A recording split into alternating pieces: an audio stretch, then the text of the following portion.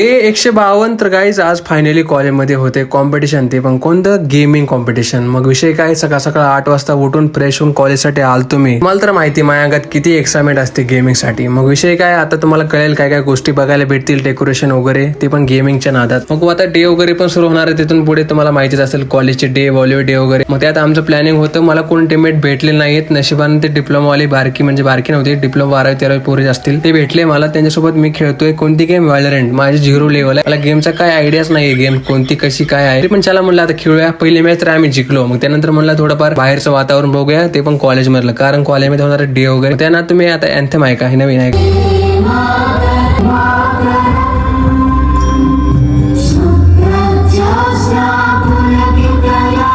नंतर मग कॉलेजमध्ये तुम्हाला माहिती वेगवेगळे कार्यक्रम तर होणार आहेत. त्यात डान्स वगैरे तर फिक्स असतो. मग आम्ही डान्स बघत बघत बसलो होतो, कारण माझा कॉम्पिटिशन चालू आहे. तुम्हाला गेमिंग काय सोडत नाही, कारण आमची पहिली मॅच जिंकल्यानंतर दुसरी मॅच चालवायला टाइम लागतो. बघू शकता तुम्ही अजून कशी तयारी तर जोरदार. कॉलेजमध्ये बाहेरचे पण येणार आहेत काय काय रील स्टार वगैरे. मग त्यात तुम्हाला दाखवेल मी. आता पहिला दिवस आहे, म्हणजे पहिला दिवस उद्या सुरू होईल. आता म्हणलं थोडंफार खावं, कारण सकाळपासून आम्ही गेमच्या नादात खाल्लेलं नाही, काय नाही. सेकंड मॅच पण आम्ही नशिबाने जिंकलोय, ते पण कोणत्या टीम बरोबर, हाय टीम बरोबर.